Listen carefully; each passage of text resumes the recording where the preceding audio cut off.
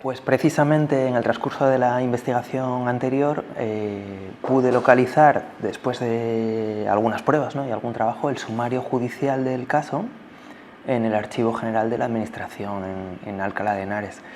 Lo dejé en suspenso porque me parecía una tarea que requeriría mucho tiempo, son 20 cajas repletas de papeles hasta los topes y que requieren una interpretación sistemática, ¿no?, que no merecía una investigación un poco más en profundidad, no un trabajo a la carrera o superficial.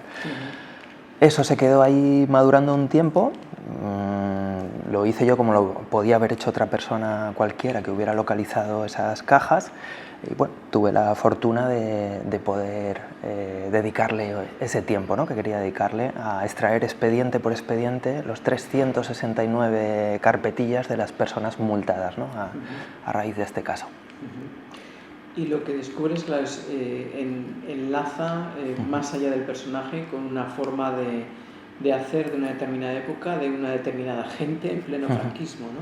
Sí. Y lo que te quería preguntar es cómo, o si tú le ves la relación a cómo empieza a reaccionar el régimen en vísperas de lo que será luego la revolución tecnocrática, ¿no? O bueno, de alguna forma la gente del Opus Dei que acaban salvando al régimen, de hecho, ¿no? Sí, eso es, que cambie algo para que nada cambie, ¿no?, políticamente.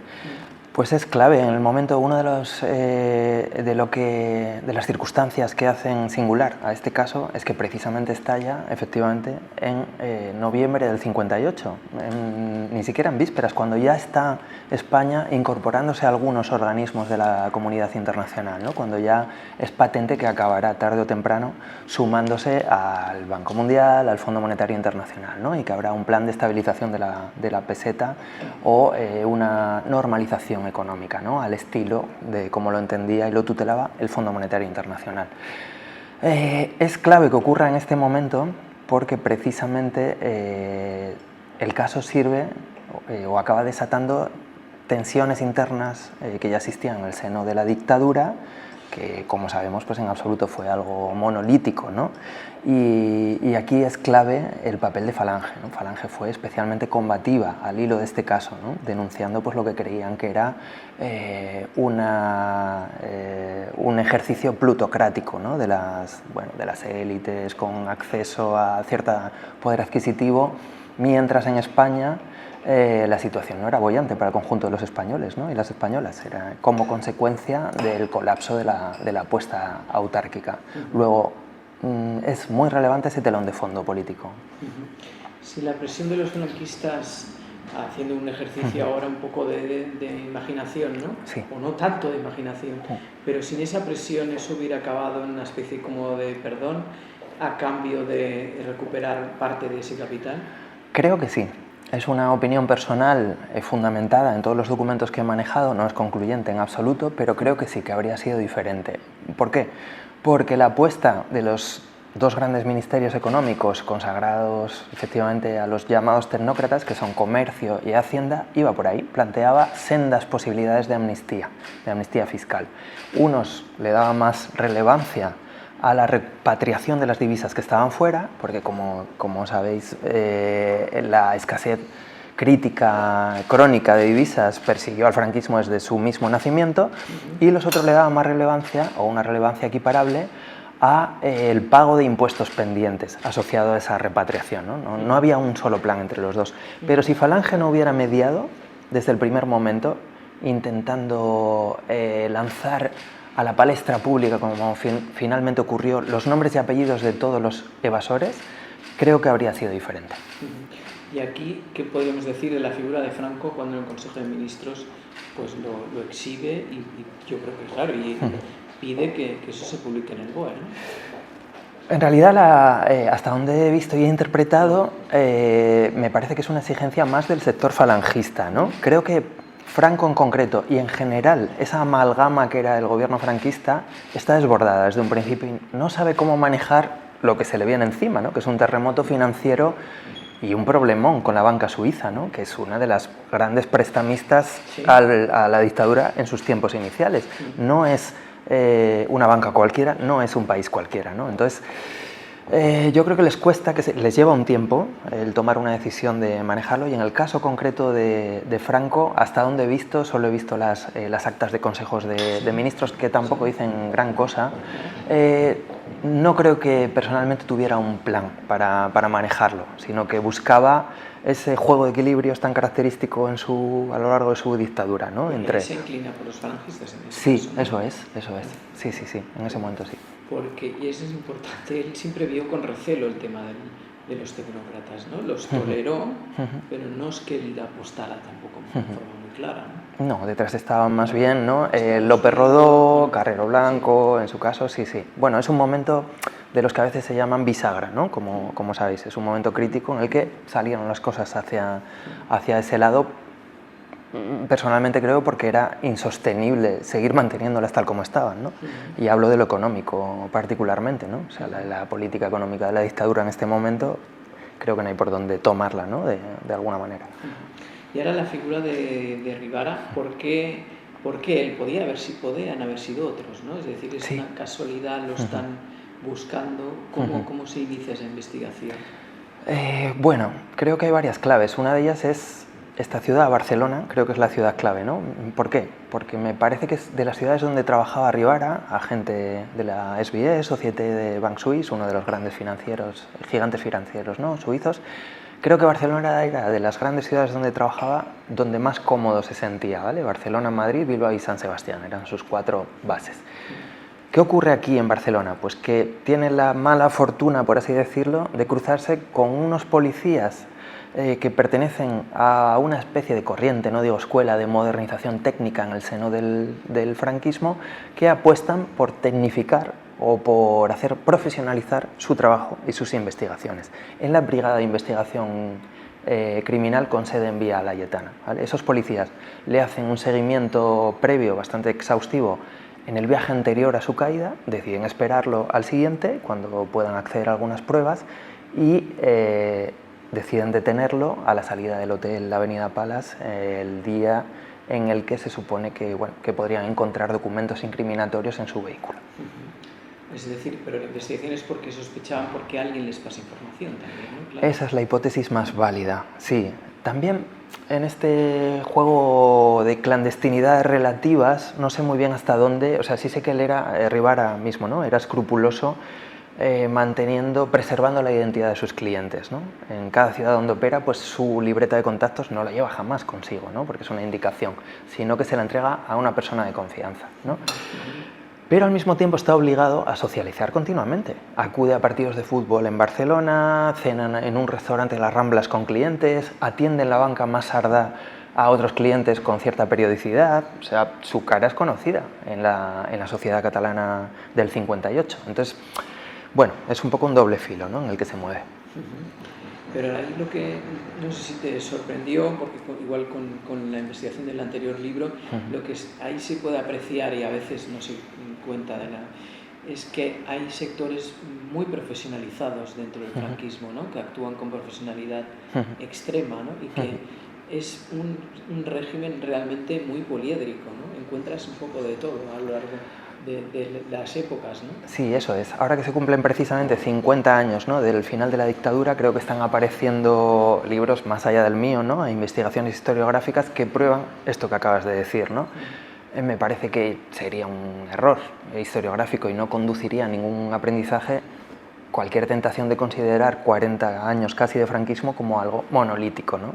Tuvo sus fases, tuvo sus tensiones internas, y gran parte de la explicación está ahí, ¿no? En este caso, por ejemplo, pues la explicación es falange, ¿no? Una falange postergada y descontenta, ¿no?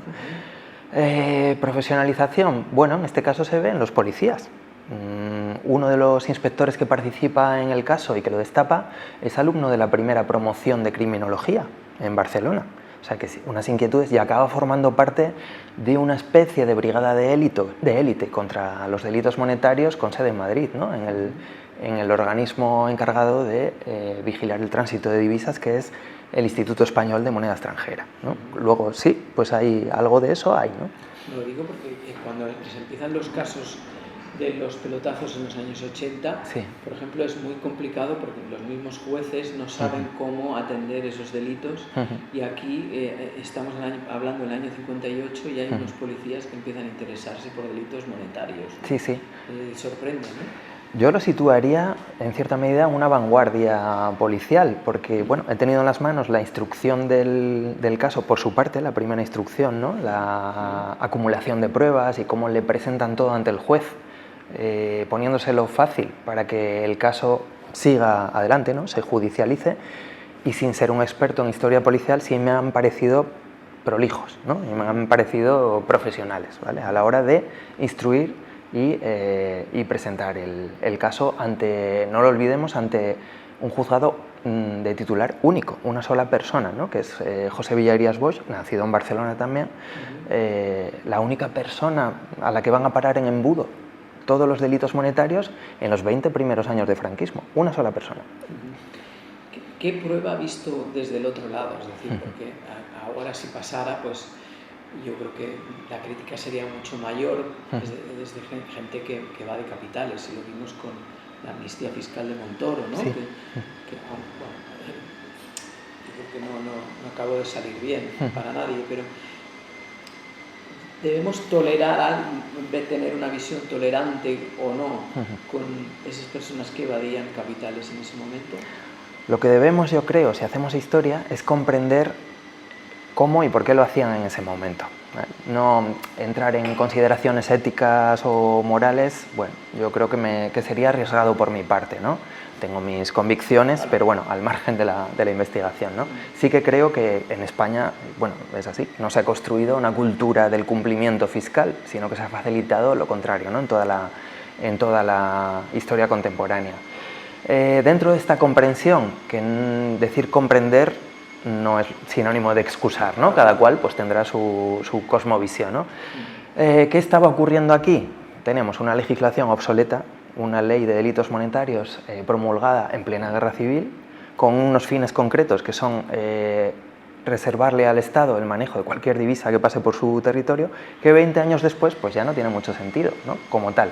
¿Qué más cosas tenemos? Pues una economía española que se está estirando y que mantiene sus cauces de conexión con el extranjero, pero que en teoría no lo puede hacer sin permiso del Estado, ¿no? Entonces es un juego de tensar las cosas, ¿no? Luego evidentemente está la ambición particular de que mis dólares en Ginebra rindan mucho más, ¿no? O se me cambien a un cambio más realista respecto a la peseta, ¿no?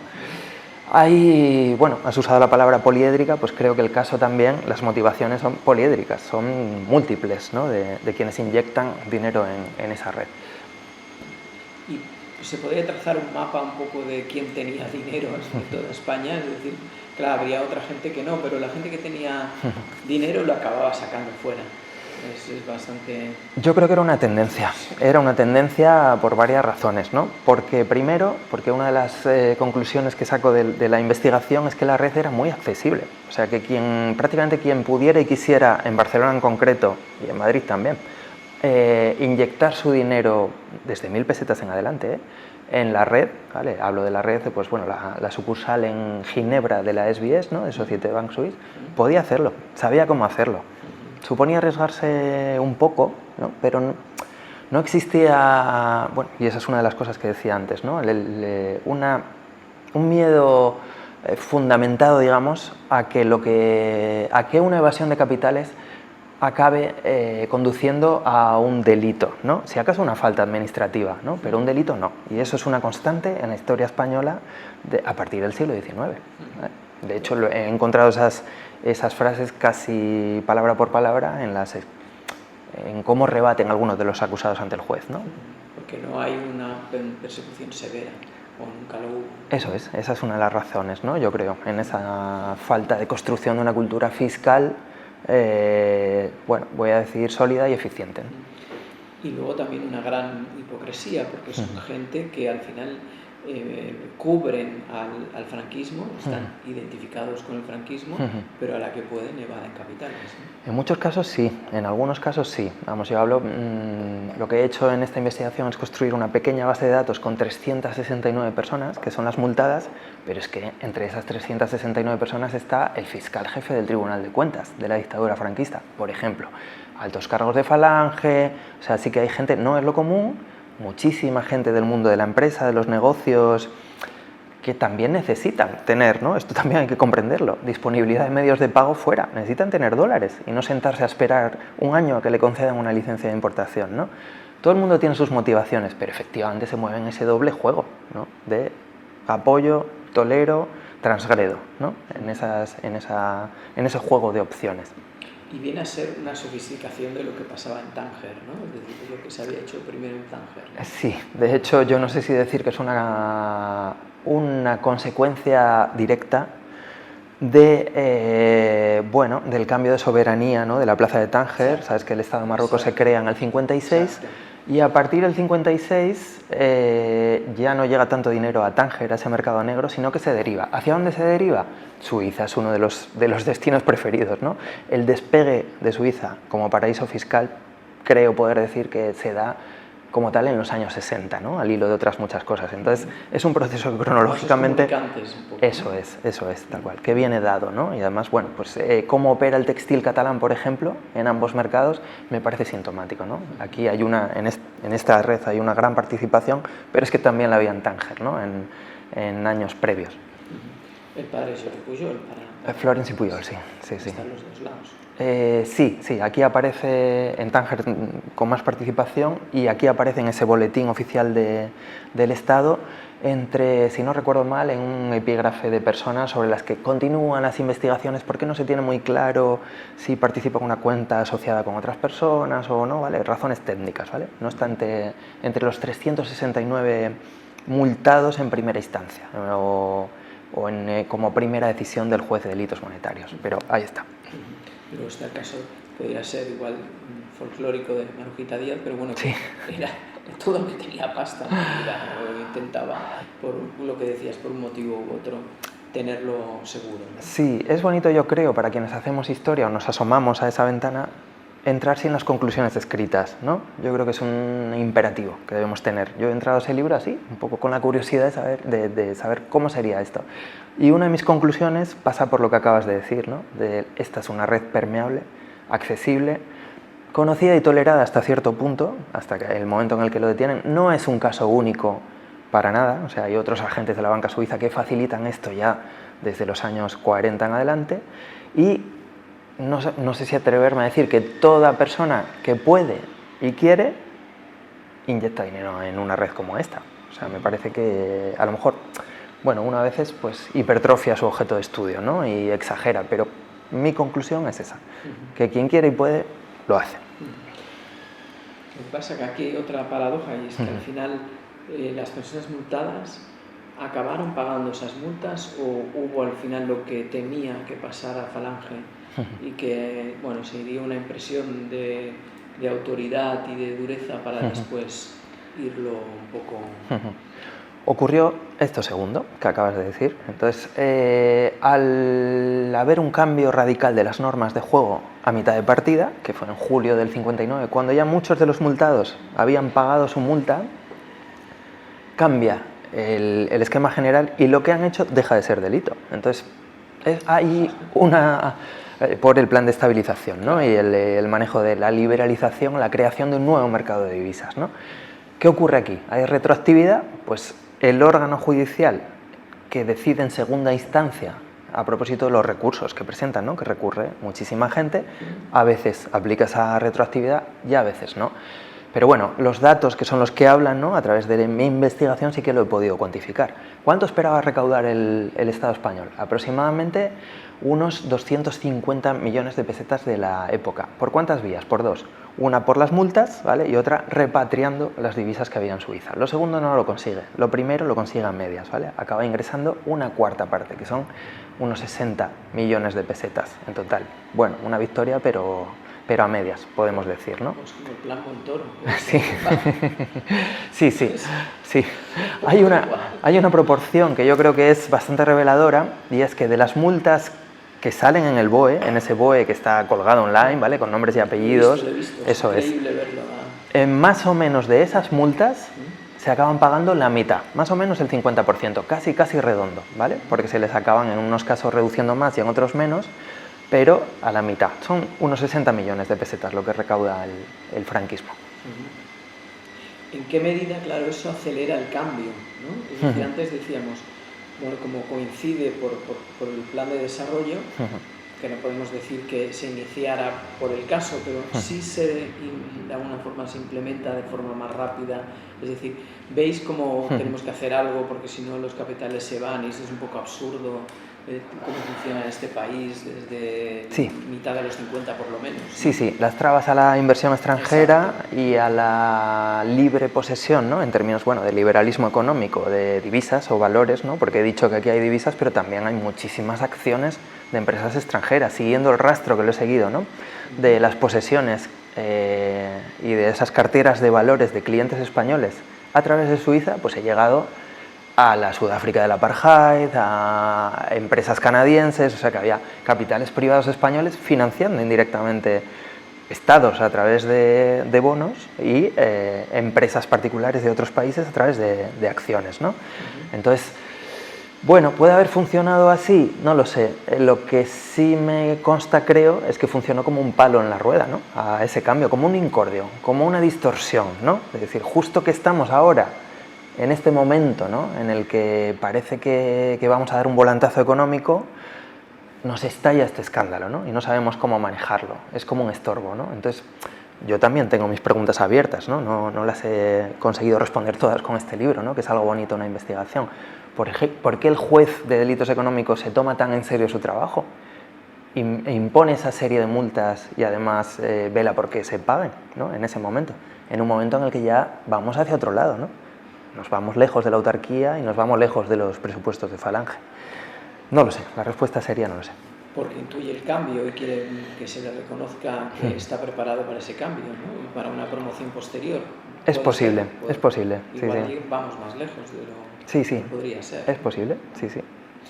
Lo que pasa es que, claro, el libro se plantea también y tiene esa parte de thriller, ¿no? De decir, ¿qué pasa con él al final, ¿no? Es decir, ¿con el juez? No, con el personaje, con Rivara.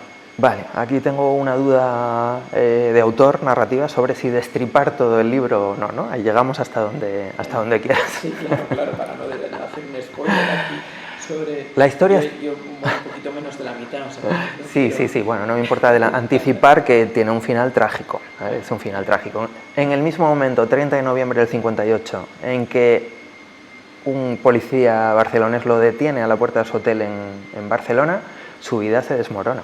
Poco a poco, pero se desmorona, ¿vale? Porque se acaba convirtiendo en el epicentro de un gran escándalo financiero internacional que en absoluto le compete a él solamente, ¿no? Entonces se desata un juego de fuerzas muy poderoso entre la banca suiza, la diplomacia de ambos países,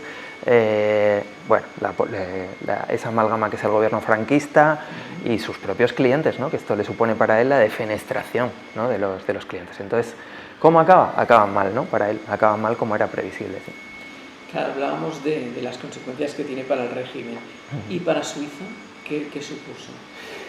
¿No supuso, en clave política interior suiza? Sí. Un toque de atención fuerte. Primero, una explicitación de las tensiones entre banca y política, que no siempre van de la mano. O sea, aquí tiró mucho más la banca suiza para intentar ahogar el caso, o sea, el eco antes de que se publicara el BOE, que la diplomacia suiza, ¿vale? La diplomacia suiza templó bastante el asunto e hizo causa común, fue bastante empática con el personaje, con Rivara, mientras que la banca suiza pretendió cargarle la culpabilidad casi exclusiva, ¿no?